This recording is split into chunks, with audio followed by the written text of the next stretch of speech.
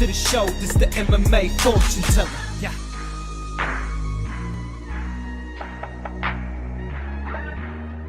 The MMA fortune teller. The teller.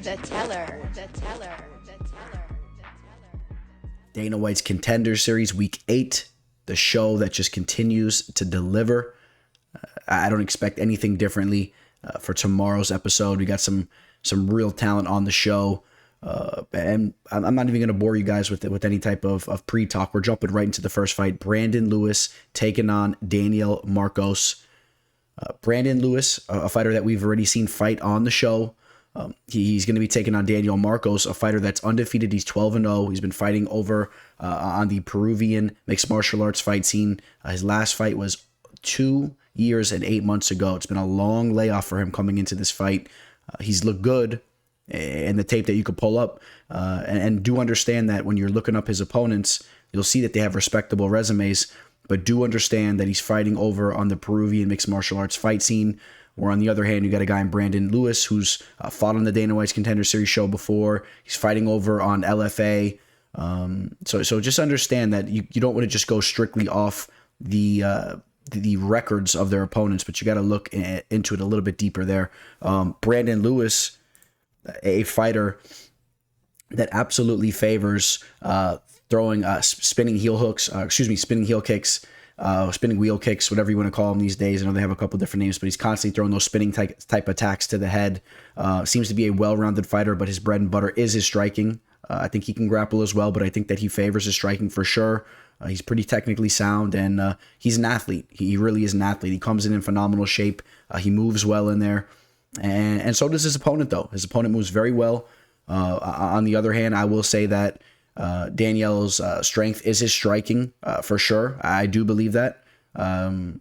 He had some moments where he flashed with his grappling against lower level opponents, and he kind of dominated them down in the mat there. But overall, his strength is going to be his striking, and in my opinion, I expect him to try to implement an attack from the outside in this fight, kind of an in and out type of attack, using his kicks as well, and trying to use his reach advantage that he'll have in this fight. He's going to be 3 inches taller. We don't have a reach listed for Daniel Marcos here on Tapology, but I feel very confident that he's going to have a reach advantage as far as his arms go, and we already know that he's going to have a reach advantage in regards to the legs there. So if he wants to work those kicks from the outside, but Brandon Lewis does close the distance pretty well, and he moves well, like I said, and I think that Lewis will do okay on the feet. I'm going to get to the betting line here in a second, because Lewis is coming into this fight as a pretty hefty favorite, and I think it has a little bit to do with some of the things that we talked about. Normally if you see a fighter with a 12-0 record, you would think that they would be the favorite, but again, a different type of fight scene, and Brandon Lewis is a solid fighter, and Brandon Lewis is a -150 favorite here. We've seen that line move around a little bit. I've seen that line as high as -175, I do believe. So people throwing some money in on Daniel Marcos as well, and I think that this fight has some major question marks. Daniel Marcos hasn't fought in a long time. What was he doing with the long layoff? Was he sharpening his skill set? Was he training very diligently the entire time, or was he doing something else with his life? Did he have something else going on? Those are major factors into what we're going to see take place Tuesday night, and it's kind of hard to know. From my preliminary research, from what I've seen, Daniel looks to be in phenomenal shape, and it looks like he's been staying busy, staying active in the gym from what I've seen on his Instagram and whatnot. But that's something that we're going to have to see tomorrow night. I think there's a great chance for the underdog to come through here. I really do. But that being said, some of the factors that are in Brandon Lewis's corner, I got to go with Brandon Lewis here. And since that loss that he took to Mo Miller, where he was taken down quite a bit, even though I think that he's a decent wrestler, a decent grappler. He's been working on that part of his game. He was very young going into that fight. He had just turned 24 years old at the time that fight took place. He bounced back with the big victory where he knocked out Taylor Moore, or he had the TKO injury in that fight, but that was a big victory for him. Taylor Moore, we could pull him up real quick. He's a fighter that is 11. He was 11-5 going into that fight, and he's a fighter that lost to Danny Sabatello on Dana White's Contender Series as well. He fought on the show. So not the most impressive fighter, but a guy that's been in there with Johnny Bedford back in the day. I mean, this guy wasn't just an absolute question mark, in my opinion, like some of the opponents that you see on Daniel's resume. It's really hard to gauge some of those opponents, and when you see them on tape, they're not that physically impressive looking to me. So I expect Brandon Lewis to throw some spinning attacks on the feet, handle his own there, kind of edge Daniel Marcos out there, and I wouldn't be surprised if you see him maybe mixing some things up and just being a Wolverine out there, really changing levels and being very active. Slight lean towards Brandon Lewis's way. More value, in my opinion, on Daniel Marcos at dog odds, I would say. I'd rather, from a betting perspective, that's a tough one, right? Which way would I rather go? I think that line is very, very crisp right there. A minus 150 and then a plus 120. I think that's a very crisp line. I don't necessarily see a major edge either way right now, and I don't really favor either line one way or the other, if I'm being quite honest with you guys. Taking place in the flyweight division, we have Bruna, Brazil, taking on Marnick, Mann. Two interesting last names on both of these women. Brazil, I mean, that's an interesting name, right? You don't really meet a lot of Americans with the last name United States of America. But the Brazilian right here just said, hey, just give me the last name of my country. That's pretty cool. And then on the other hand, Marnick, who has an interesting first name as well, just said, give me a last name of something that I always wanted to be. Man, there, the sawed-off the sawed-off savage. But I'm joking around. Marnick Mann, a very, very tough customer, a fighter that favors her grappling more so, I would say. In fact, that is what I definitely would say. If you break down tape on her, even if she's using her strikes, it's mostly down on the mat, using some ground and pound, trying to dominate her opponents there down on the mat, coming off a split decision victory over on the LFA scene. Before that, pulled off the triangle, the arm triangle choke, using some ground and pound to beat down some of these early opponents here. And then you got Bruna, who's coming off a decision victory on LFA as well. But the Ingrid Silva fight, the fight before that was over in Brazil, that was an impressive finish there, where she really showed to have some pop and some zest into her strikes. And I really liked what I saw there. She basically just tagged her opponent with the crisp left hook, and it almost looked like her opponent got poked in the eye, but that was not the case at all. She just got whacked right there, and she didn't like it, and she just ran back to the cage and kind of collapsed, and was finished off there. Bruna is going to be coming into this fight 6 inches taller. We don't have the reach here also on Marnick Mann, but you can bet your boots that there's going to be a reach advantage for Bruna. Brazil. I think that Bruna wins this fight. I think that as long as she keeps this fight standing for the most part and just doesn't get grinded out by Marnick, and she could use her footwork to keep that distance, she'll have success here and she'll win this fight. If Marnick makes this fight ugly and is able to do what you see happen in some of these women's mixed martial arts fights, sometimes the better striker can't really keep the distance there. She can't keep her feet under her, and she ends up tripping up and getting taken down. We've seen it happen. We've seen it on this season as well. That's going to be Marnick Mann's path to victory, in my opinion. But I think that Bruna looks impressive enough for me to say that she'll be athletic in there. She'll use her footwork properly, and she'll outstrike Marnick Mann to win herself a decision victory. And as far as a contract, I would see a girl like Bruna potentially getting a contract here.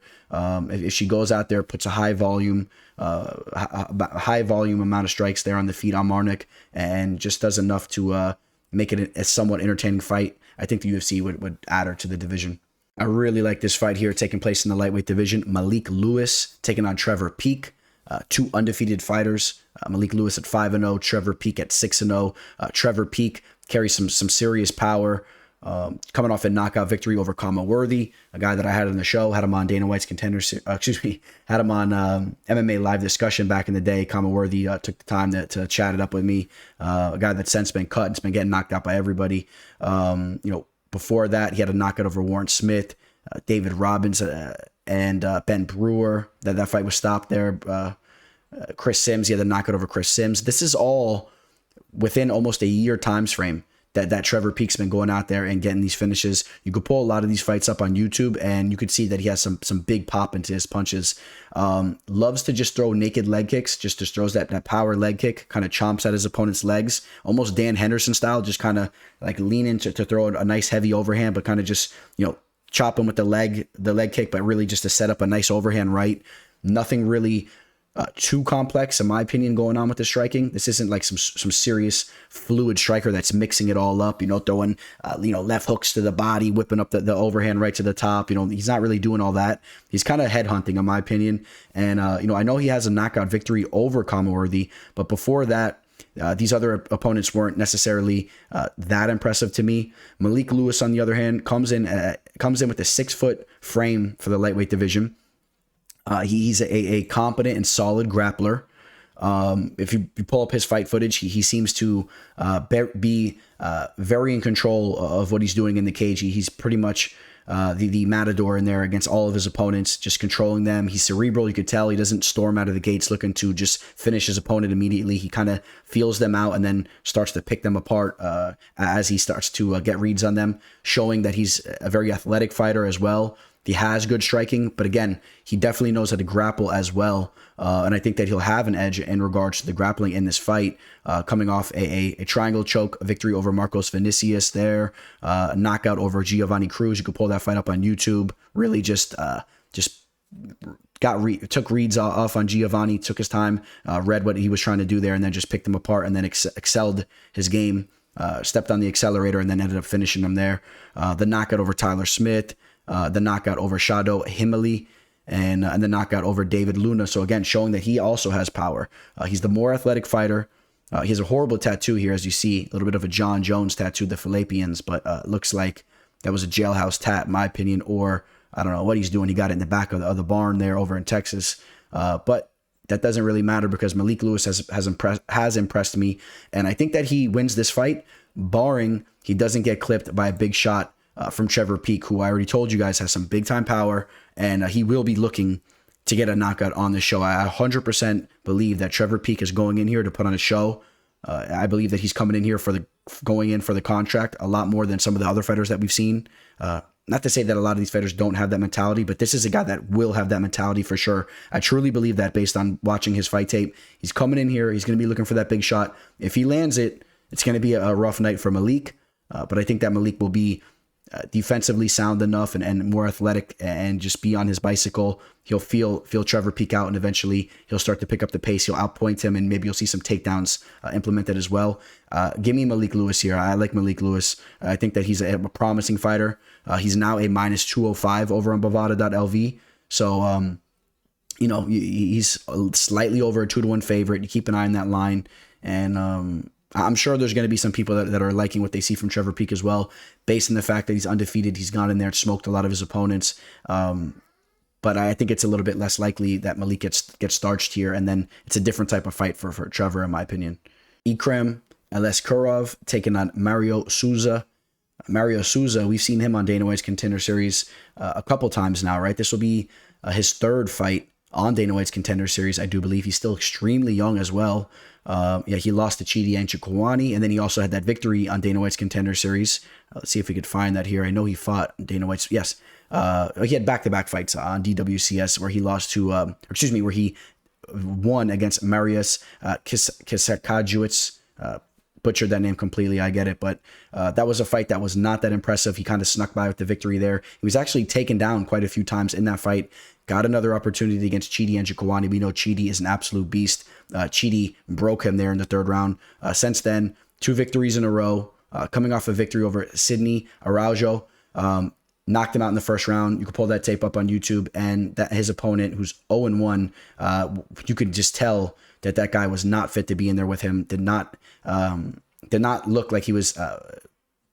He did not look physically imposing to say the least. He did not look like he should have been in there with Souza. Just from a physical standpoint, let alone a skill standpoint, it was a mismatch, and somehow. I don't think that fight was enough to get him back on the show. I think it was the Antonio Gordillo fight where he ground and pounded him, finished him there. Antonio was obviously a little bit more of an impressive opponent, but I think the UFC, they've liked what they've seen from him. I think that they know that he's a game fighter. He's ready to step in at any time, and he's still very young, and he's a promising fighter. But I think that this fight is also more about Ikram, who's 12-1. His only loss via Khamzat Chimaev, where he got knocked out with that nasty uppercut.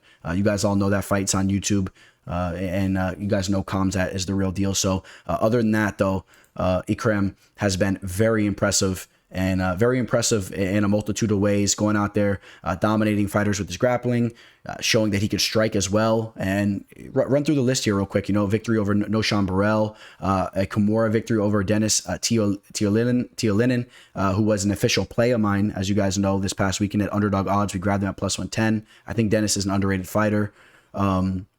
He actually also finished Jeremy Smith. If you guys know him, he's over on the BKFC scene now. He's a solid fighter, just had a big victory over on BKFC.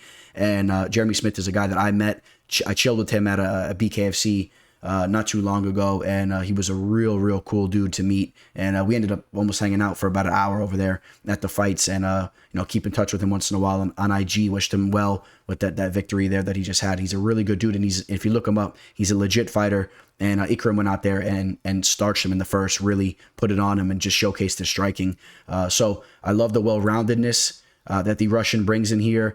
Mario Souza struggling with his takedown defense on the show before. I think that could be a big problem in this fight against Aliskerov. I think that he can get takedowns on Mario. I think he could strike with them on the feet. I know Mario is a good striker as well, and he's going to have that reach and length advantage, but I think Ikram will close the distance on him. He'll be the better fighter here, and I expect Aliskerov to get a contract and to be fighting in the UFC very soon here. I know UFC Dana White talks about not signing these guys that are a little bit up there in age. Ikram's about to be 30. This isn't that type of fighter, though. Dana White's going to be more than willing to give this guy a contract. In fact, he's bringing him on the show in order to get him into the UFC. In my opinion, he knows he's the real deal. And from a betting standpoint, he's going to be a big favorite. You already know. He's almost a minus 500 favorite, and that's impressive because Mario Souza is not a bad fighter, and that just shows you the respect that Ikram's getting right now. And then in the main event, we got Allan Bigoso taking on Farid Basharat. Of course, Farid, the brother of Javid, current UFC fighter who came through Dana White's Contender Series. He's been very impressive, an undefeated fighter as well. Both these guys, I do believe, started off in London, training at London Shoot Fighters. Seems they're putting in some work over at Extreme Couture these days as well. They're both very, very well-rounded. And of course, I'm referring to Farid and his brother Javid. Both very well-rounded fighters. They can strike, they can grapple. Allan Bigoso is also a well-rounded fighter. Puts a lot of pop into his shots, puts a lot of energy into his shots. He's a little bit of a headhunter.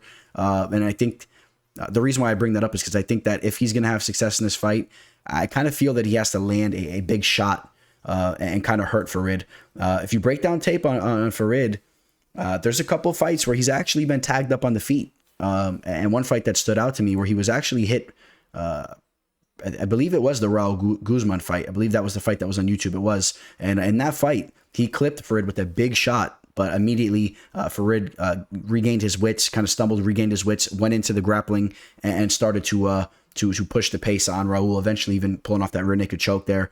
I like the fact that Basharat showed to recover so well when he was hit with the hard shot, but I also wasn't crazy about the fact that he left himself open, showed a little bit of a defensive flaw there in the feet. But again, nobody's perfect, and he's still sharpening up his game. He's only 25 years old. He's going to be 3 inches taller here. We don't have a reach on him, but he should be a little bit more of the lengthy opponent. Allan Bigoso, he's a stout dude. Like I said, he looks to be in great physical shape here going into this fight, and he carries some power, and he's shown to be more than just a striker as well. As you see him over here at Team Alpha Male putting in work. But we take a look at his resume. Coming off a knockout over Paris Stanford. We've seen him pull off guillotine chokes.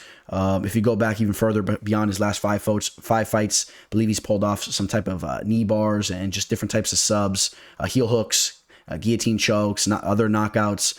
I mean, he shows to be a dangerous fighter. He's a finisher, and I think that he's going to have to get a finish in this fight. I think if this fight goes to the distance, I think it favors a Farid in a major way. He's just very well-rounded. I could see Farid upping the pace on Begosso on the feet, kind of peppering him up more so, not really looking for the big shots. But although if he does touch Begosso with the right shot, if it's they say that, right, that precision can do damage, and if he touches him with the right shot, maybe we see Begosso finish for the first time. He's never been finished yet.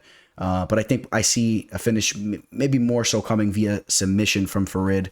I think that he's a little bit more sharp down there. Although, like I said, a very well-rounded fighter. But you see quite a few rear naked chokes on his resume. 1, 2, 3, 4, 5. 5 rear naked chokes as a pro. So, that's a little bit of a problem for his opponents. but also showing that, he can go in there and hit you with the head kick in the first round. So he's been in there with some okay competition in his last 3 fights, but we know he's the real deal. He's put in that work with his brother. I got Farid Basharat to win this fight, and he's a minus 300 favorite right now. That line's a little bit steep for me. I like him. It's a little bit steep for me because Allan is not necessarily a pushover, but also keep in mind that Farid was training for a fight on the season while Allan stepping in a little bit more on short notice. But they've had some time now. There's been some weeks that this fight's been announced, so he's had some time as well. But I still like Farid Basharat to get the job done. And I think I'm going to take a rear naked choke victory. I might as well go with the rear naked choke victory. He's shown that he really shines down there. Give me Farid to pull that off there. That's going to wrap up week 8 of Dana White's Contender series. As you guys can see, I'm a little worn out from the weekend. We're filming this early Monday morning. I just wanted to spit this card at you guys real quick, upload this, and get it out to you guys. Of course, the fight's taking place tomorrow night. My Miami Dolphins, they did come through for me. Feeling good about that. I had a blast yesterday, was barbecuing it up, putting some drinks down. Hopefully your guys' teams did well. Also, unless, of course, they were the Patriots. Well, the Bills did do good, and the Jets didn't. So for all you Jets fans, eat that. And other than that, also, if you're a 49ers fan, I ain't rooting for you either because we got your draft pick this year. So happy to see you guys take that L as well. But, just a little bit of football talk for you football fans. If you guys don't like the sport, I'll make sure I cut down on the other sport talk. I know some of you guys don't want to hear that, but, football season has begun. It's a big deal as well. But nothing competes with mixed martial arts, and in particularly the UFC. It's the best sport on earth, and I'm excited for the fights that are going to be taking place tomorrow night. Catch me on Instagram at MMA Fortune Teller _. I'll be I was on the live this last weekend, and I'll be doing a lot more stuff there. You can probably catch me on a live tomorrow night, so catch me over there on Twitter. You can keep up with me, up to date. I'll be throwing the tweets at you guys there too. The MMA Teller. Please like this video, subscribe to the channel. I appreciate all you guys. Signing out, Teller. Welcome to the show. This the MMA Fortune Teller. Yeah.